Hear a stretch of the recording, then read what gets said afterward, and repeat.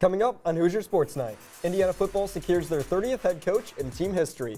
We'll give you the details on Coach Curt Cignetti and the excitement he has brought to Bloomington.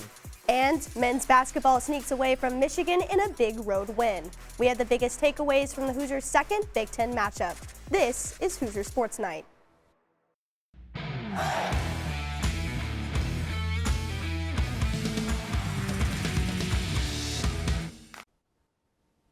Hello and welcome to Hoosier Sports Night. I'm Josh Bode. And I'm Emma Watson. Josh, did you know that only 5% of the world population are gingers, and both of them are here tonight?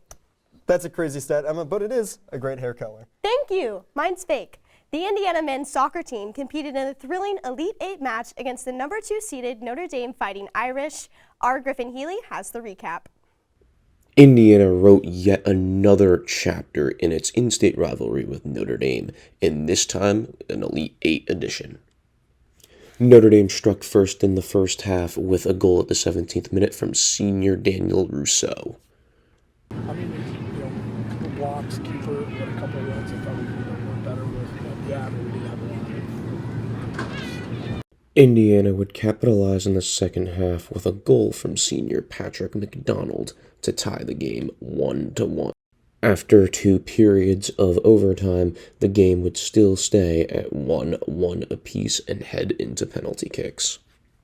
Joey Mayer missed the first attempt for the Hoosiers. Tied 1-1 apiece, JT Harms would try and make this save, but it would get right past him to give Notre Dame the 2-1 lead. Rousseau would score the final goal of the match to give Notre Dame the 2-1 win, 5-4 in penalty kicks, and send Notre Dame to the College Cup. These elite games, it hurts more because you invest more. This team will be a special team, honestly, in the years I've coached. This one's got a special spot in what they've done and how they've overcome some things and how they grew as a team. For the 5th season in a row, Indiana men's soccer has been eliminated from the NCAA tournament either by penalty kicks or golden goal. For one last time, I'm Griffin Healy with IUSTV Sports, and thank you for watching our coverage this season. Indiana ended the season with a 15-4-5 record and made the Elite 8 for the 3rd time in 4 seasons. Unfortunately, the quest for 9 will have to wait until next year. Indiana men's basketball went on the road in Big Ten play for the first time this season, facing off against Michigan.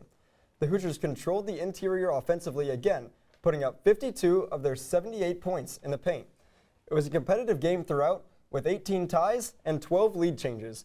In a tie game with less than a minute left, Khalil Ware picked up the big-time go-ahead bucket for Indiana, and they would maintain that lead for the rest of the game, winning 78-75.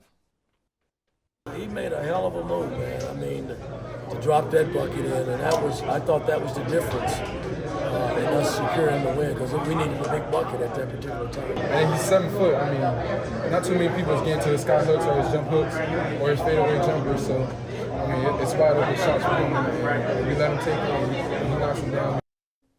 The Hoosiers will take their 4-game win streak to Atlanta this weekend, where they play Auburn on Saturday. Indiana women's basketball returned home to host Stetson last Sunday. Alex Hines has the recap from Assembly Hall. After a tight win up in Maine, Indiana women's basketball dismantled Stetson by the score of 72-34. Then, we go to Maine and we kind of let up a little bit on the defensive side, and then we come here and they had 0 fast break points. I think that really just shows our bounce back ability, and we need to keep stacking wins, stacking good defensive wins. Indiana's defense was stifling all game long. They held the Hatters under 10 points in 3 quarters and to under 19% from the field overall.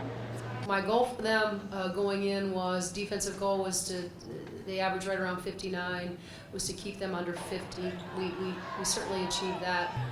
We knew that it was on the defensive side that we needed to improve, and our defensive effort is kind of what we pride at Indiana. And so going into this game, we knew that they were really athletic drivers, so we made it a point before the game that we need to be in our gaps and we need to get stops early. Despite the strong defense, Stetson controlled the offensive glass, leading the category 11-1 at the halftime break. Not very pleased with, giving up 15 offensive rebounds to a team that's far smaller than we are. I thought that there were possessions, especially in the first half, right in front of our bench. We had inside position, and then we just didn't go get it. We didn't pursue it. It's like we were waiting around for somebody else to go get it. But no matter what the name of the uniform looks like, and you got to have the same sort of intensity and intent. From Assembly Hall, Alex Hines, IUSTV Sports.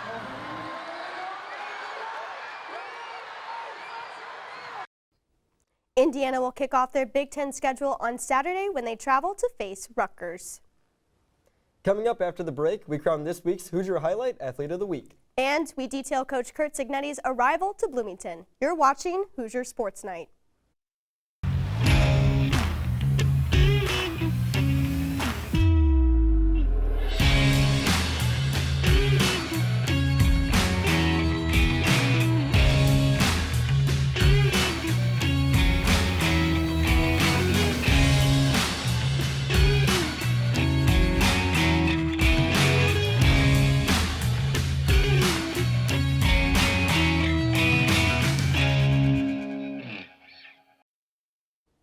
Welcome back to Hoosier Sports Nite. Joining us in studio for this week's special edition of Hoosier Highlight is IUSTV sports reporter Gwen Parks. Gwen? Thanks, guys. This week's Hoosier Highlight showcases the newest Hoosier on campus, Curt Cignetti, a.k.a. Coach Sig, who is, as of last week, now steering the ship as the 30th head coach of Indiana football. Coming from James Madison University, Coach Sig led the Dukes to an impressive 52-9 record in his 5 years there, including a stellar 19-4 performance over the last 2 seasons and an 11-1 record this year, earning him the title of Sun Belt Coach of the Year. Coach Sig has been in the coaching game since 1986. He served as a recruiting coordinator and wide receiver coach under the one and only Nick Saban's first staff at Alabama. He was introduced as head coach on Friday at Assembly Hall during the men's basketball game against Maryland and definitely made his mark with Hoosier fans. I think it's safe to say that Indiana football might have struck gold with Coach Sig. That's all for this week's Hoosier Highlight. Back to y'all at the desk.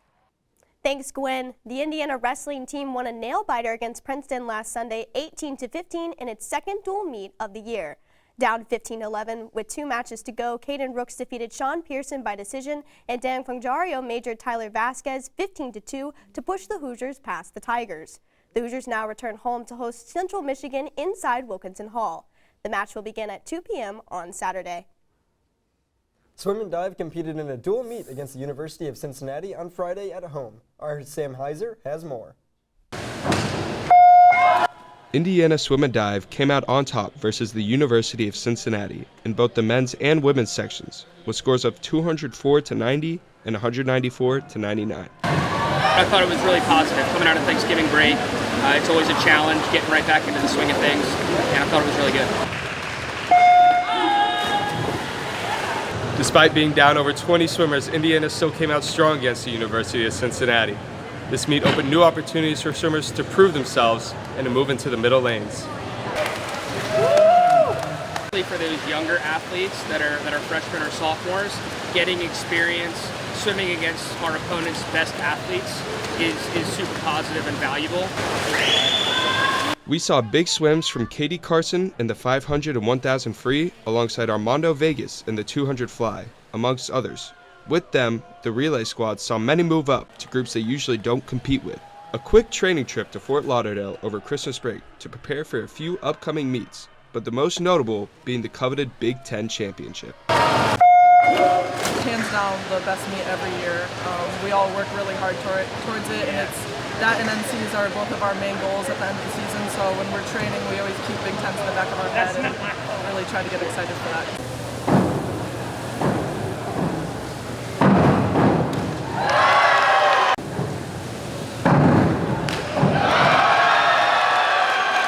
For IUSTV, I am Sam Heiser.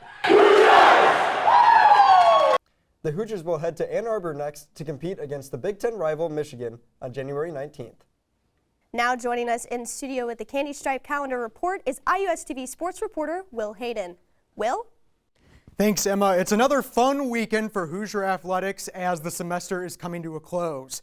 On Friday night, the IU ice hockey team faces Indiana Tech at Frank Southern Ice Arena right here in Bloomington, with action starting at 9:15. Moving on to Saturday, the women's basketball team makes the trip to Piscataway, New Jersey in a Big Ten match against the Rutgers Scarlet Knights. The wrestling team hosts the Central Michigan Chippewas at Wilkinson Hall. And finally, there's a big game for men's basketball. They look to continue their winning ways as they travel to Atlanta to face the Auburn Tigers at 2 o'clock. That's all for the weekend's Candy Stripe calendar. Back to you guys at the desk. And that's our show for the week. Thank you so much for tuning in. Be sure to follow us on Instagram and Twitter at IUSTV Sports to keep up with all the latest in IU athletics. For production crew behind us, I'm Josh Bode. And I'm Emma Watson. We'll see you next semester.